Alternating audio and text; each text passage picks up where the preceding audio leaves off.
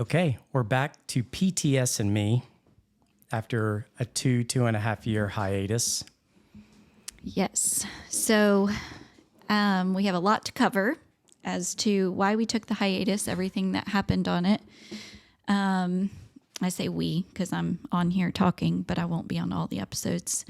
I'm just here to keep you on track since your mind goes all over the place. So I'm going to ask you questions and you can kind of summarize everything, and then we'll have future episodes to elaborate on the details of some of the things we talk about with guests and things we have coming on. So first of all, will you please explain why you decided to stop PTS?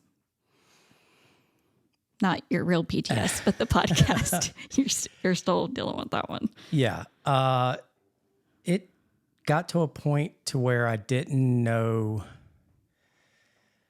When I started it, I thought I was just going to be talking to a bunch of soldiers who had PTS. And then I started getting guests and people wanting to come on that had been sexually assaulted, sexually abused. And it never occurred to me about all the different forms of PTS and the wide range of people that are affected by it.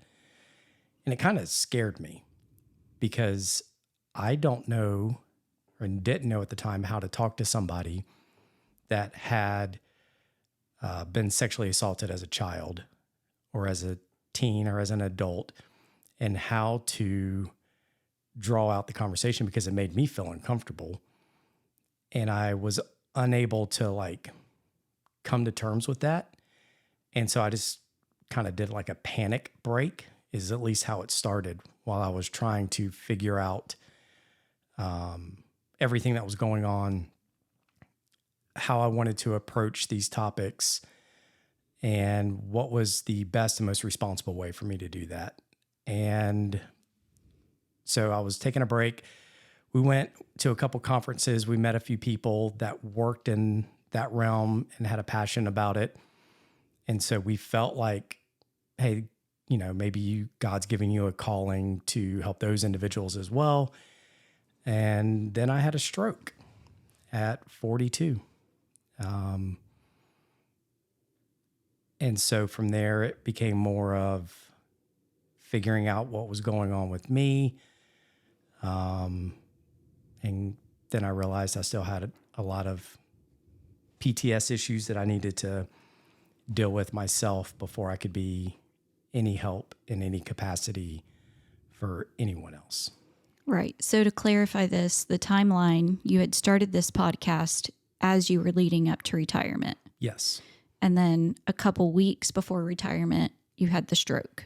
Yeah. 2 weeks before I was officially out of the Army, I think it was like a Saturday, I was sitting at home, had Samantha and Bo, my current 4 and 5 year old, or 5 and 4 year old, sitting in my lap, and my vision went blurry and I just knew something was off. So I called you were at work, and I was like, hey, something's not right.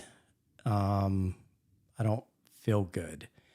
No, you were like, I'm not right. I don't feel good. That's what you sounded like. Anyways, I'm not making fun of you. I'm just saying what you actually sounded like. Whatever. So I didn't think I sounded like that at all. Right. And so I'm like, hey, something doesn't feel right. I don't feel good. I was like, are you eating? Yeah, I was like, no, there's nothing in my mouth. I have had nothing to eat. She's like, you're slurring your words. And I'm like, no, I'm not. I'm perfectly fine. And you were like 45 minutes away. So you were on your way home. My mom called me. My mom had a stroke when she was younger. Hers had to do with a hole in her heart, shot a blood clot to her brain, and she lost her ability to talk. So she was speaking to me because she was probably the best person to gauge it. To gauge, right? And went to the hospital later that night. They did a CT scan. I wasn't currently having a stroke after I sat in the ER for 7 hours. They did a CT scan, said, yep, you definitely had a stroke. Followed up, had an MRI. Apparently, it was in the back of my head, somewhere back there. And so, yeah, then am still trying to figure out what's going on with that. Right. And the follow-up, let's be clear, was almost 2 years later. So it's been a long process of doing all of that in the midst of retirement and other healing and all of those things. So that was just kind of the quick summary of it. So you had the stroke and then you retired. Mm-hmm. And then what'd you do? Went to go work for a company. Did a 3-month internship, setting up their coaching program, which led to a 3-month contract position. And then just decided, hey, I don't really like this. They wanted me to stand up their coaching program, developing the curriculum, which I did. And then after that, they're like, well, we want you to sell it now. And I'm not a salesperson. So I wasn't happy. And prior to getting out, I'd made promises to you that I was going to be more of a father, more of a husband, not leaving all the time. And here I was working 5 days a week, trying to jump right back into what I was doing before. And I enjoyed it, but I wasn't passionate about it enough to make it worth the money or the time that I was away from my family. And so I quit that. Then I took a contracting job because, hey, I'm used to being gone 45 days at a time, and I'll just do it now and make good money.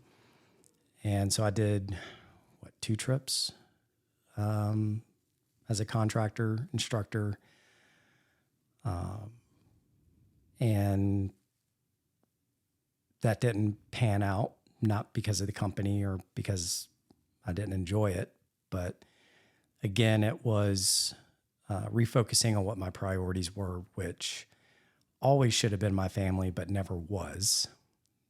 And so I just jumped right back into the same lifestyle I had before of just being gone all the time, focusing on work, focusing on money, focusing on advancing within the career or within the company, and just focusing on myself.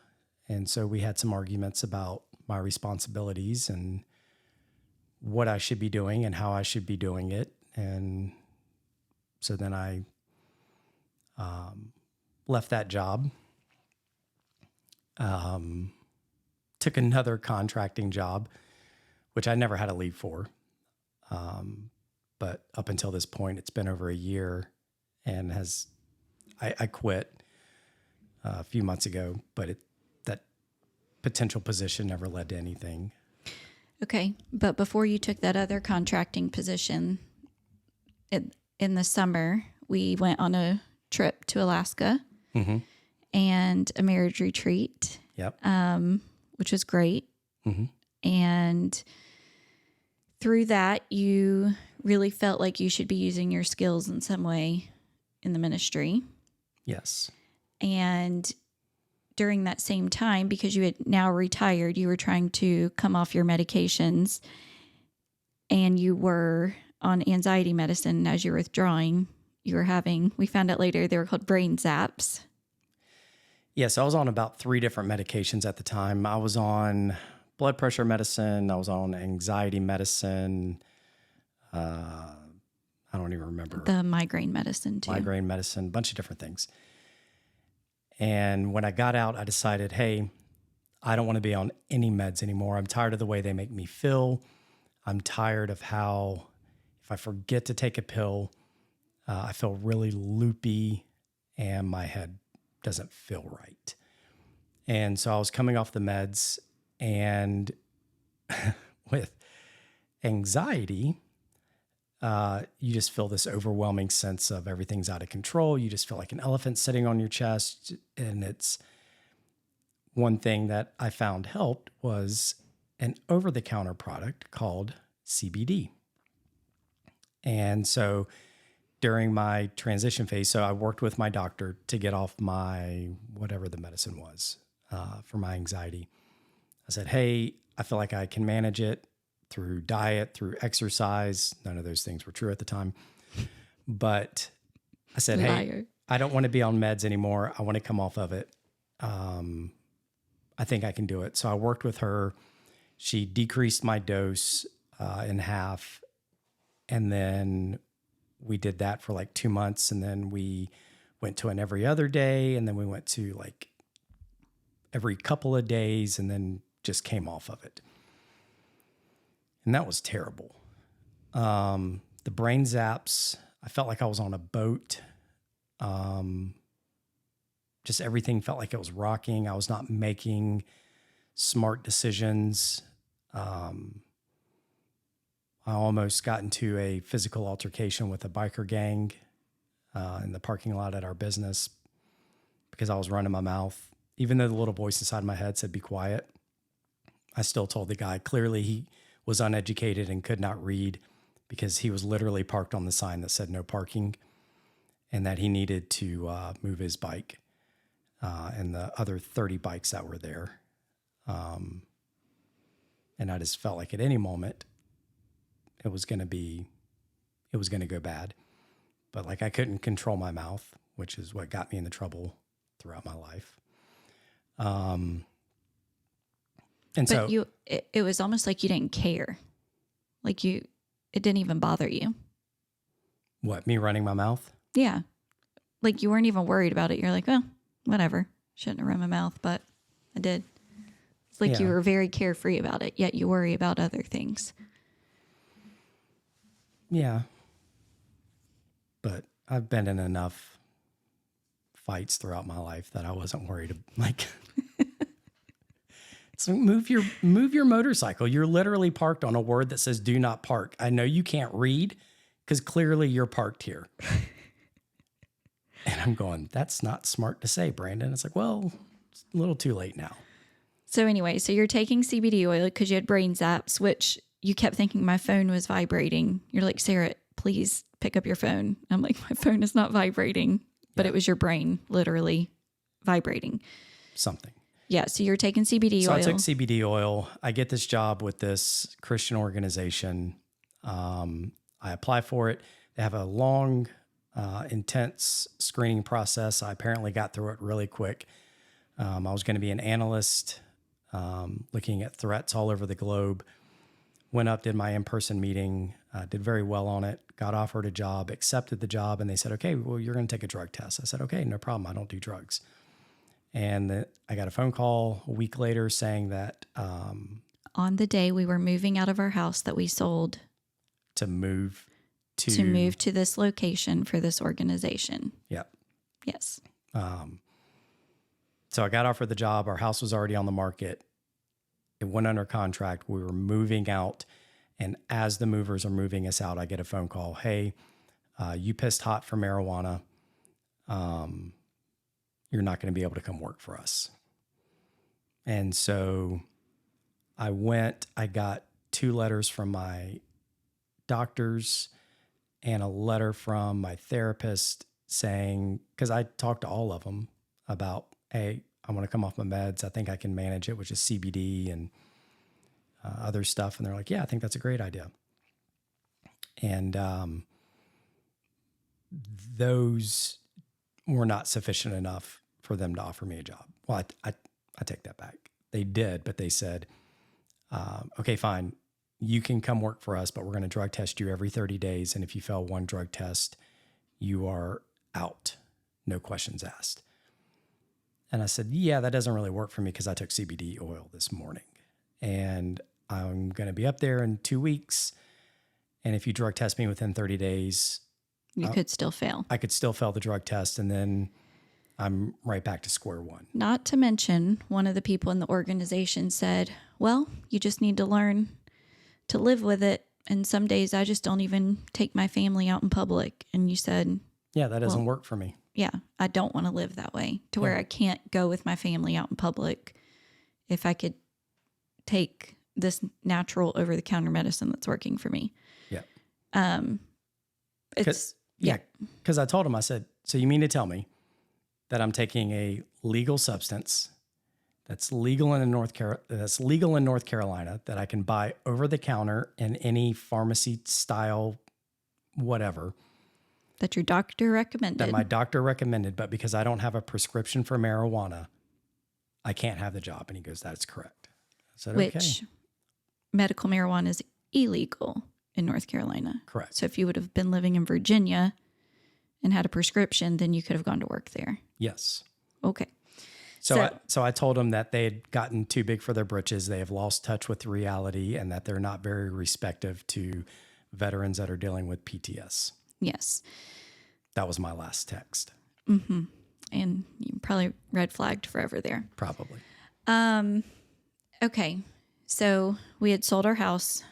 This was the day we were moving. Mm-hmm. We had put due diligence on a house there. We decided not to move there because why would we move there if you weren't working there? Yep. And leave everything we knew. So essentially, we were homeless. For about 2-3 months. Yeah. And like, okay, now what? So how did that make you feel? Like the biggest failure as a father and as a husband on the entire face of the planet. Like I had let my family down. I was not a man. I was a loser. I felt betrayed. I questioned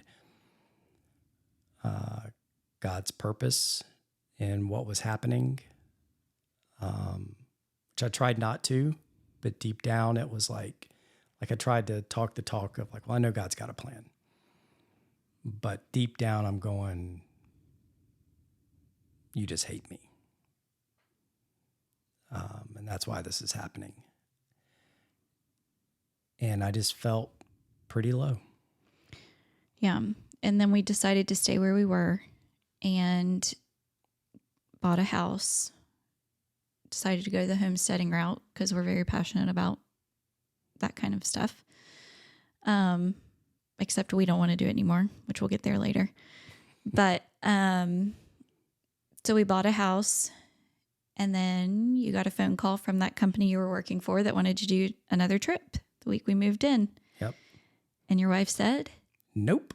Absolutely not, because you were not in the military. And that's going to be a whole nother episode at some point about expectations from spouses and stuff on retirement. But yeah, I'm not just after being homeless, if you will, which to be clear, we weren't living on the streets. We had family that had a vacation home and we were able to stay in it. So, I mean, still very blessed and we made the most of it. You know, we went to the beach, we went to the mountains, we went to Florida and took the time, and our kids just thought it was a grand old fun time, but it was hard on us as a couple. Yeah. And then you did not do that contracting position because it was going to be the week after we were moving in on 20 acres of land with all these animals and kids and getting back acquainted into school and all of those things. So that was in the fall of 2024. And then in November, you and I started having a lot more issues. And then at the end of November, it got really bad. Yeah. So essentially, we started arguing. There was a lot of stuff that was said throughout 20 years of marriage, of being in the military, that we had to work through. There were a lot of things said within the 3 months of being homeless. Again, not technically without a home, but we were Had a roof. We had a roof. So it was trying to work through all of that stuff, me feeling as though I had no purpose, no direction, no passion, no nothing, feeling like a failure in every aspect of life. Didn't have a job. I had retirement and disability check coming in. but it was hard to feel this inadequacy as a man and be the man that you deserved. And so we started arguing a lot. There was clearly a lot of stuff that I never addressed from the military, the expectations of what my retirement was going to look like versus what you thought it was going to look like, not being on the same page. And we were just arguing a lot. And I was miserable. There was a lot of resentment that was built up on both sides. You, because I was gone all the time, and you felt that you were like second, third, or fourth tier in my life, which you were. I've said on other podcasts, like, I've focused on myself and my career for 20 years. And I told you that. One of the statements that I said was, I'm going to focus on my career, and I'm going to make the best of what I've got, and I'm going to do the best I can. And if you're there at the end, congratulations. And you carried that. And so that statement from me carried into the way you parented and was a spouse. And so we had to work through a lot. There was resentment on my part because I felt inadequate. I felt that I was a failure. I'd spent 20 years never failing at really anything in my career. And now here I was, I couldn't get a job. I couldn't succeed in the way that I thought success was I'll go do this contracting gig and make a couple $100 a day. And I saw that as success instead of what true success was, which is being there for your family and being a man and providing and more than just financial security. So there was a lot of 20 years built up, pent up resentment on both parts.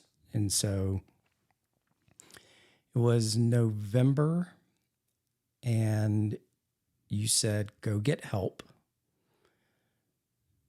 or that's it. And I was like, well, if I'm going to do something, I never do anything half-ass. I go to the extreme, and this was probably an extreme case. I would say it was extreme because let's paint the picture. You had lost your physical health. You've had a stroke. You're 100% disabled. You're always in pain physically. Your mental health, me and all the kids were always walking on eggshells. We never knew which version of Brandon we were going to get that day. And it was either really good or really bad. And then your spiritual health was lacking at that point because you said, you were having trouble hearing God at that point in time. Yeah. And so you had lost your job, essentially. I think you already said that, so way to throw that in there twice. No, not in this. I'm painting the picture of all the things. So I'm just painting it all lined up in one brush stroke. So all of these things, and you were about to lose your marriage. So of course you're going to take extreme measures. Because why not? Yeah. So I thought, hey, why don't you go get those SGB shot things again in your neck? And you were like, nope. So tell everybody what you did. I went to Mexico and did psychedelics. Did Ibogaine and 5-MeO DMT. Yeah. So there's an organization that does these trips, and it is specifically designed for PTS. And we'll have a whole episode talking about that specific experience. And hopefully people from the organization we're in talks with them about coming on to talk about it. But you can give a brief summary recap of how that helped, didn't help. Rocked my world. I drank almost every day that I could, because there were times that I couldn't throughout my career. But essentially, coming back from my first deployment and experiencing war and death in 2004, 2005, 2005. Yeah. is when I started like I drank before then, but like that's when the heavier drinking started. And so I pretty much drank every day since then, up until a week before the trip. And then after the Ibogaine, I have not even had a desire in almost a year to even have a drink. Yeah. And so you said you were going to do Ibogaine. You got online, you looked it up, you called them, and they said, "Oh, we have a slot." I sent a online questionnaire like, "Hey, I'm interested." This is like Sunday at 12. Sunday morning, she goes, "Get help." Sunday at 12, I fill out the, "Hey, I'm interested in more information." And Sunday at 4, I was on the phone with them and they said, "We have a slot for you in 2 weeks." And 4 days later, I had a plane ticket to head out. And just so everyone's aware, like I didn't just go to Mexico and like find a dude and like take shrooms. Like this was a legit organization providing multiple services to veterans. And this is just one of them. And went down there to one of their facilities, doctors on staff, 24 hours a day, nutritionists on staff 24 hours a day. They do all types of blood work and EKGs and a full workup. It's not, I didn't just wake up on the beach naked one day. And it's like, man, that was a heck of a trip. But it was in a controlled facility, very safe, very well done. But I took the Ibogaine, went into some visions for about 12 hours, confronted a lot of things that I'd been struggling with, and did the 5-MeO DMT and basically felt the most love I've ever felt in my life. And then on the flip side of that, had an experience to where I felt like I had physically and mentally died in that moment and felt separated. Not actually, but mentally, I felt like I was separated from God and my family. And it just put everything into perspective. And I came back and got my life together. I'm sure that's been easy. It's been a cakewalk.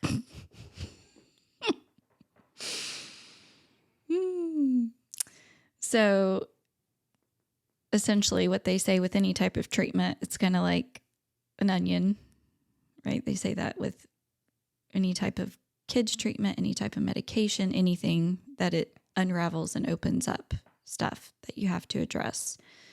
And so that's led to almost a year of addressing all of those things and our family transitioning back to being whole and complete, and our marriage essentially starting over. And as far as work and everything and purpose and all of that, what has that looked like this year? So I got back and enrolled into Liberty University, getting my master's in theology, and I am 2 weeks away from graduating. I doubled up all of my classes in what should have taken probably a year or two. Doubled all of them up through the summer, and 2 weeks away from graduating with that. And then just still struggling and learning to be content with whatever's next. I'm just here, and recently have had some opportunities to speak about purpose, post-traumatic stress, bunch of different things, and I've had some people reach out to me just looking for help with their own mental health. And I've been able to use my story and my experiences to help them.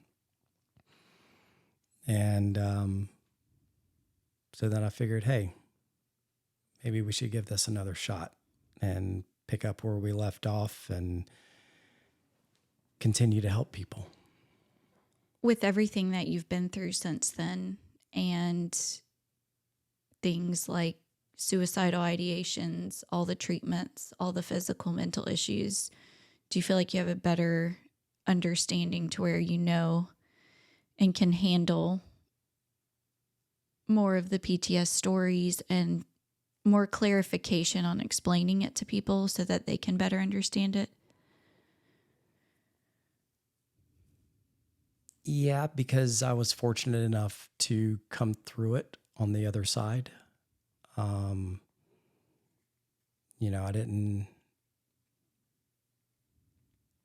never quit, which a lot of people do. But I remember on my episode with Trevor Beeman, we were talking about that. And I was like, man, I just don't understand. Like, I just can't wrap my mind around it.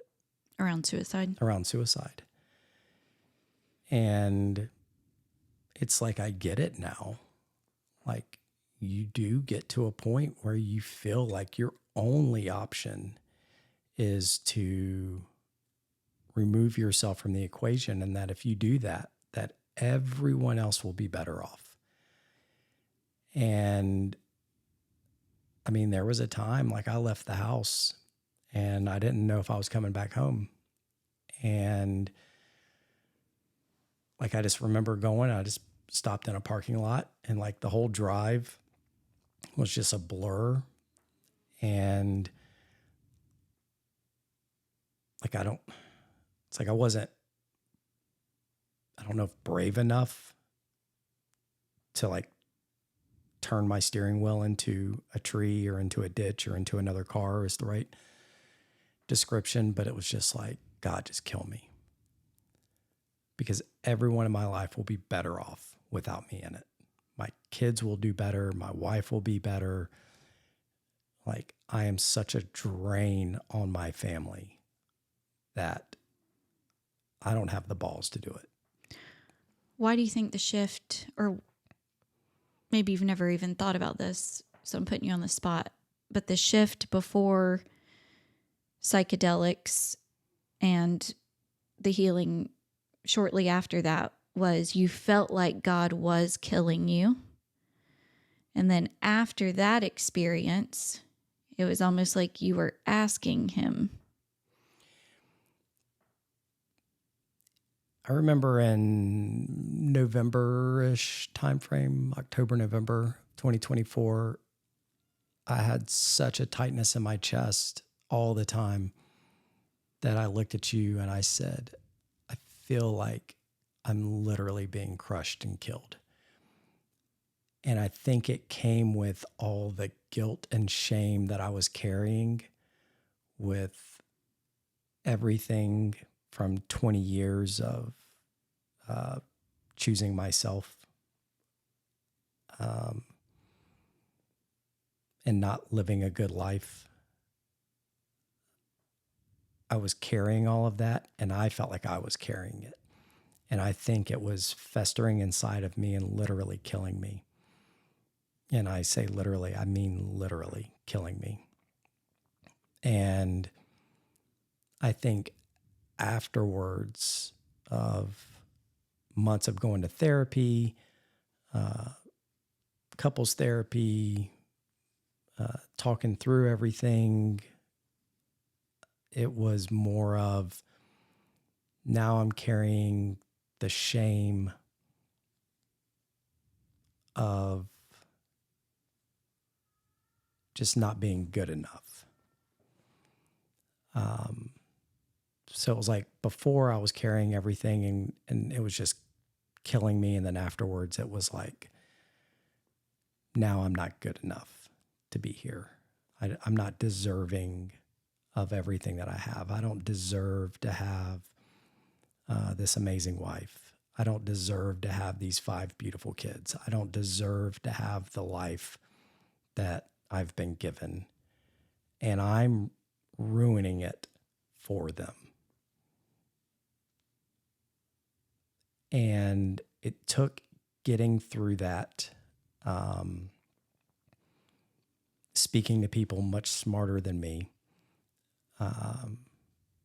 speaking to my dad, who's a pastor, and understanding the spiritual implications of it,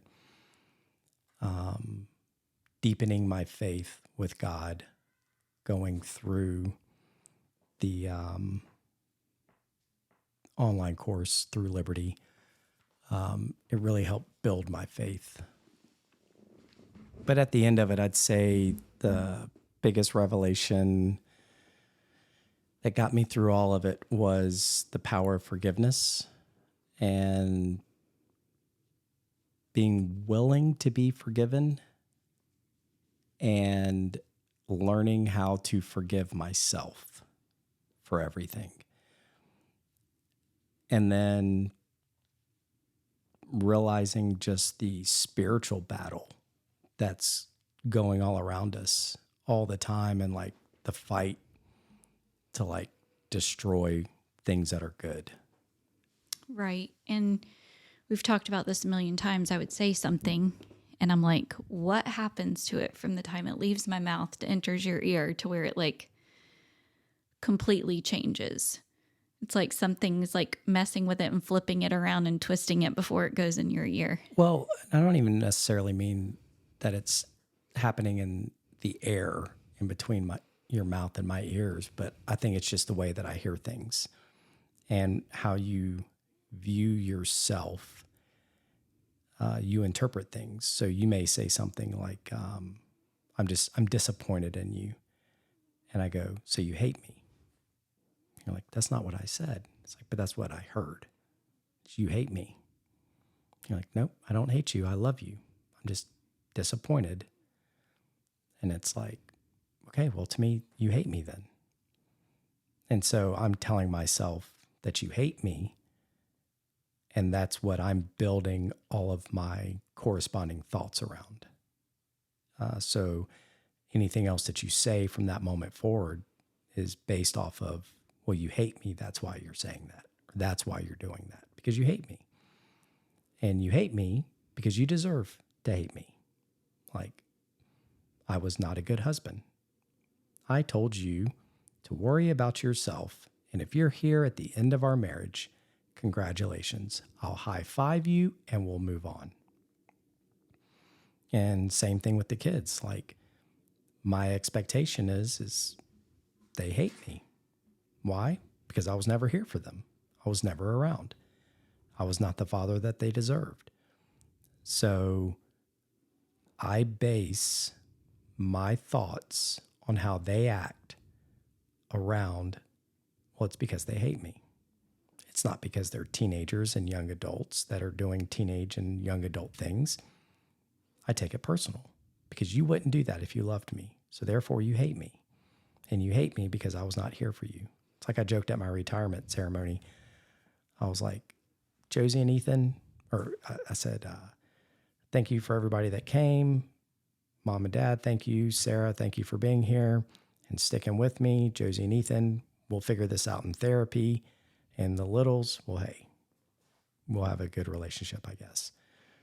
But like even then, it was like knowing, I missed the first 8, 9, 10 years of their lives. Mm-hmm. And I think it's a very self-centered way to look at stuff, and it's not intentionally being self-centered. You're not like, oh, this is all about me. But because you were living with shame, guilt, regret, all these things, you saw everything through that way, which is really like the root of what ends up leading to narcissism, like later.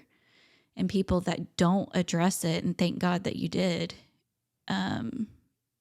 people that don't address it end up living that way. And it comes across as overcompensation of confidence or charm or whatever, because they're acting a certain way to get the attention that they want. And it's rooted in, it's actually really sad. It's rooted in sadness and guilt and shame and regret. And so I'm grateful that you addressed it, obviously, because it's one thing to stay married 20 years in the military and people are like, how did you do it? This is a totally different ball game. Like, I have told every military spouse, the hardest part of the military life is retirement, because we only had to put up with each other for short periods of time. Yeah. And you ask any military spouse, they will say, I know, I can't wait till he leaves again. Like, what type of married couple lives like that? Like, wanting their spouse to leave again. But it's because we had to learn how to live without you, because you're not dependable, because you could get a phone call in the middle of the night and then be gone for 6 months. And so we had to create these independent lives, and then we're expected to all of a sudden be a married couple again, and then single-ish again, and like back and forth. And now all of a sudden you're retired, but you've lost your purpose, you've lost your identity, you've lost your friends, you've lost your daily schedule. And now you're here with me, and I'm used to living life however I want for 20 years. Yeah, and that was some of the stuff we had to work through. And I don't know if you want to get into it now or in a different episode, but yeah, it's like after I told you, hey, you live your life and I'll live mine. You did. And then I'd come home and you would tell me, no, you're not going to punish the kids because they need to see me as the authority. And I would go, instead of saying, well, no, as their father, this is my responsibility. It was, well, she's right, and I'm leaving in 2 weeks anyways, so I'll just let her handle it. And my opinion on education, my opinion on vaccines, my opinion on activities. You're like, okay, well, I hear you, but I'm going to do it this way. Yeah, because you're not going to be around anyway. So no, I'm not there to enforce it. And if I say this is how I want the kids to be educated and where I want them to be educated, you're the one that has to deal with it, not me. And so I'm looking at it as, so you're not respecting me. I'm just here and you don't care what I have to say. Right. And then it's, okay, well, I'll just keep my mouth shut and keep my head down, and I'll just go back to work, and I'll just go to this school, and I'll just volunteer for this deployment. Because when I'm home, I'm sidelined and I'm not an actual part of this family. And so, yeah. And I'm sure, and again, this will be a later podcast, but that's why so much divorce in the military happens after retirement. Because now I'm home. Now you're home. Now I have to actually put up with you. Yeah. I'm not going anywhere. But so following the psychedelics, let's go back to healing and PTS and all of this, and we can talk about these specific things later. But following the psychedelics, coming home, and then us healing together through everything, all the layers of the onion, if you will. It wasn't immediate. We're still going through it somewhat. Well, forever in life and marriage, we'll have things to deal with, just like every couple.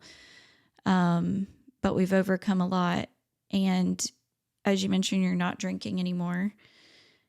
We did therapy, and then talk about that giant beast that's in the other room right now. You talking about one of our kids? No. I got Kiowa, who is a 3-year-old Belgian Malinois, and she is a service dog that I got through Task Force Canines, Joint Task Force Canines. You know, I'd say probably about 6 months after coming back from Mexico, we realized it's not a fix-all. It's a piece of the pie. And, you know, And they say it stays in your system for 3 to 6 months and then it starts to wear off. yeah, so it's probably around the time it was starting to wear off. And so I was getting back to my feeling a need for control. I can't control my job. I can't control all these other things. And we got through another podcast, we got introduced to, Keith. Keith, and he got me Kiowa, and that has been a really good source of, and hopefully we'll be able to have him on. And as Sarah shakes her head, yes. Yeah, he's already committed to coming on. So. Okay. But he trains service dogs for veterans and first responders, and he gives out 5 or 6 a year.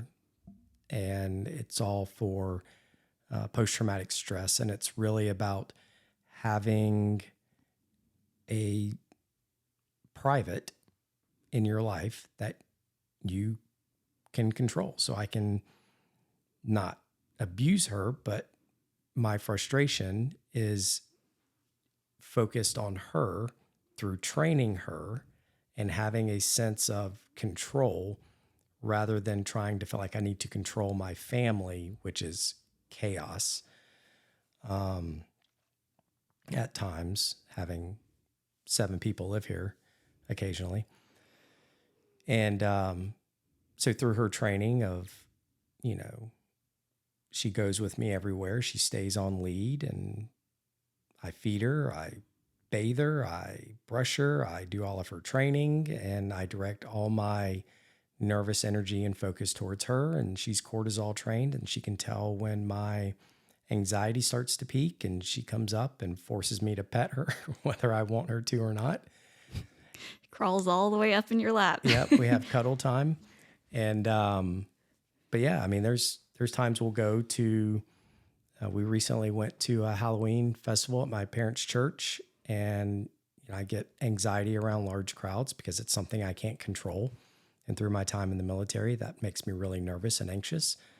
And she could not get closer to me that entire time and was just pushing herself right up against me to get my attention to focus on her. And we'd walk around, and she kept my focus on her instead of the million possibilities of a threat at a non-threatening event. Right. Yeah. And then she's, like you said, cortisol trained, so she can tell when you're starting to get anxious, but that also means she can tell when night terrors happen. Yep. And so you'll just like this morning, you're like, yeah, I had bad dreams. I'm like, I know, because she whimpered all night. Yep. So she'll whimper to wake him up in order to awake him from his dreams. And then, so she's another piece of the pie.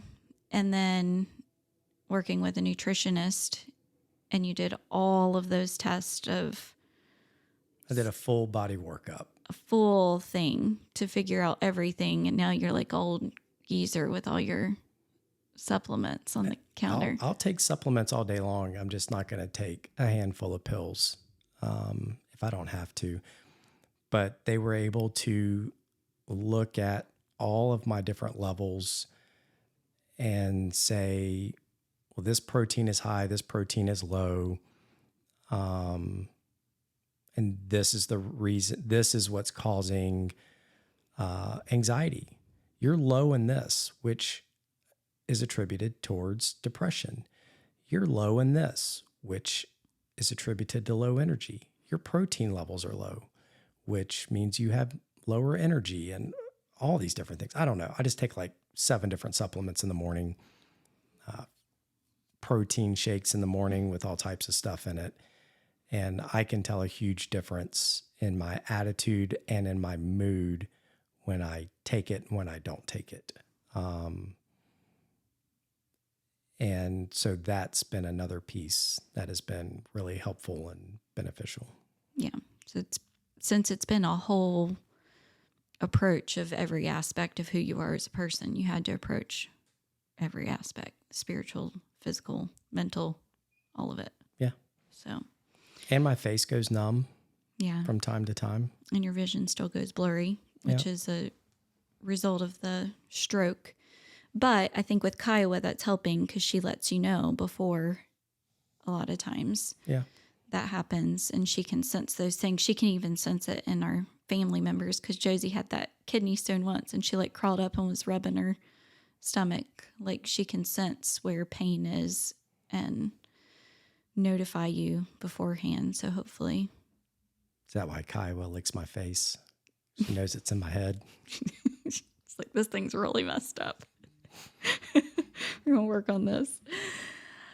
Alrighty. Well, we'll go ahead and close out this episode. That's a recap of everything that's happened within a 45-minute period of a 2-year hiatus. But we will talk about a lot of the specifics within our future episodes and some guests on that have been involved in a lot of this process and other guests that we want to come on. And if you know anybody that wants to come on, then we would like for you to contact us.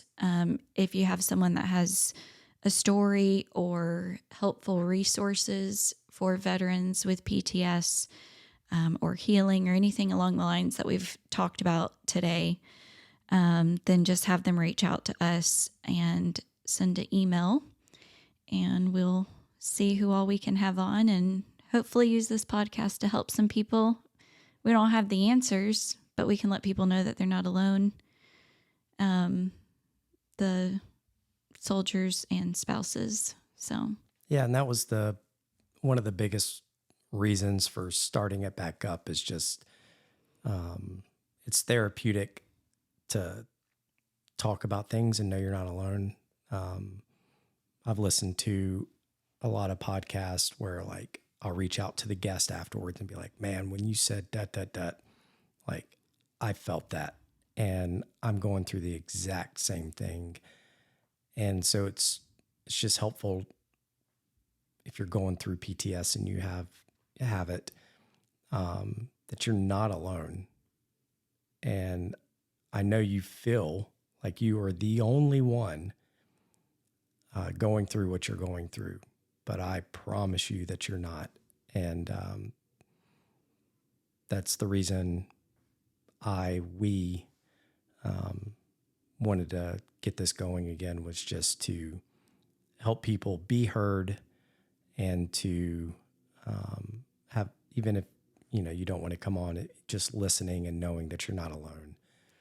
and sometimes it helps to have someone else put the words to the way that you feel. Like you'll put your earbud in for me sometimes of like, listen to this, and it's someone else explaining a certain way that you may feel or situations, and how like the way they word it just clicks. Yeah, because I'll try to tell you something and you'll stare at me with your resting bee face. And I'm just like, do you not understand what I'm saying? And you're like, no. And I'm just like, oh my gosh. So when I hear someone else on a different podcast say, these were my high highs and my low lows, and this is what I was feeling when I was going through this, I'm like, oh my gosh, that's exactly it. This person just explained exactly how I feel, that I've not been able to put into words in an intelligent way. And so that's usually when I'll do it. Yeah. So hopefully we'll have people on, or you'll be able to explain it. Yeah. To help others. So, all right. Well, welcome back. Welcome back. I won't be on every episode. I think people like you. I think you like me. Just a little bit. A little bit. Hopefully you're here at the end of the podcast. Oh, I love you. Love you.